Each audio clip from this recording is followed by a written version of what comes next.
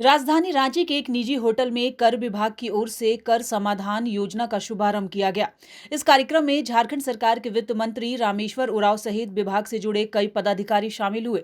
कार्यक्रम विशेष तौर पर कर से संबंधित विवाद के निपटारे हेतु आयोजित किया गया था। कार्यक्रम में मौजूद वित्त मंत्री रामेश्वर उरांव ने कहा कि राज्य को राजस्व की प्राप्ति विभिन्न स्रोतों से होती है, जिसमें कर विभाग भी आता है, और इस विभाग से यदि हम राजस्व प्राप्ति का स्रोत बढ़ा लेते हैं तो हमें कर्ज लेने की जरूरत कम पड़ेगी। न्यू रिसीट साइड जो होता है वो होता है टैक्स से, नॉन टैक्स से, जो टैक्स नहीं लगाते हैं लेकिन हमारा आता है उससे, सेंट्रल असिस्टेंस से, सेंट्रल शेयर से, ये 4-5 तरह से आता है रेवेन्यू हमको, राज्य को। और अगर घट गया पैसा तो एक तरीका है बोरो करना, कर्ज लेना। तो कर्ज कब लेते हैं? जब पैसा घट जाता है। अगर हम रिसोर्स मोबिलाइजेशन ऐसे करें कि जितना खर्च हमारा है, प्रत्याशित खर्च है, उतना हम उतना रिसीट बढ़ा दें, हम कलेक्शन बढ़ा लें, तो कर्ज लेने की जरूरत नहीं पड़ेगी। तो 2,500 करोड़ जो सरप्लस हमको मिल रहा है इस विभाग से, तो अगर कर्ज लेने की ज़रूरत पड़ेगी भी तो कम लेनी पड़ेगी, क्योंकि हमको पहले था नहीं, पिछले साल ही नहीं था।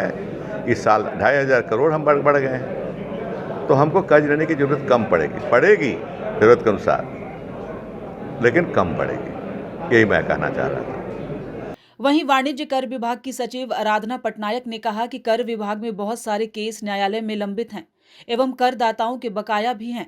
किस प्रकार से सुलभता पूर्वक केस का निपटारा भी हो और करदाता आसानी से अपना कर को दे सके, इस विषय को लेकर कार्यक्रम आयोजित किया गया है। विभिन्न करदाताओं को वो लगभग 3,500 करोड़ से ऊपर है, और विभिन्न न्यायालयों में जो केसेस लंबित हैं वो लगभग 5,000 हैं।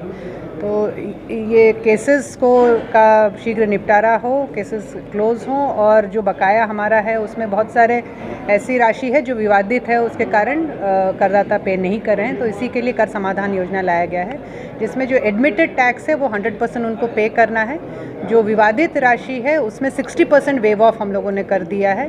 स्टैट्यूटरी फॉर्म्स से रिलेटेड जो राशि बकाया है वो उसमें 50% वेव ऑफ कर दिया है, और इंटरेस्ट और पेनल्टी उसकी भी राशि काफ़ी बड़ी थी, उसमें 90% वेव ऑफ कर दिया है, खाली 10% उनको पे करना है। न्यूज़ विंग के लिए मनीष झा की रिपोर्ट। इस नए साल में भी हमारा साथ होगा, दिलों में वही विश्वास होगा, है हमारा वादा, अब बनाए इंडिया को मजबूत ज्यादा। Wish you all a very very happy new year.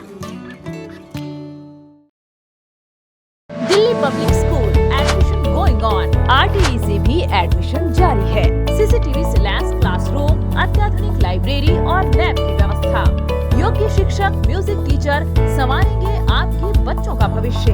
Girls boys के लिए हॉस्टल, RO के जरिए पेयजल समेत तमाम मूलभूत सुविधा। तो जल्द कराएं अपने बच्चों का एडमिशन। Delhi public school.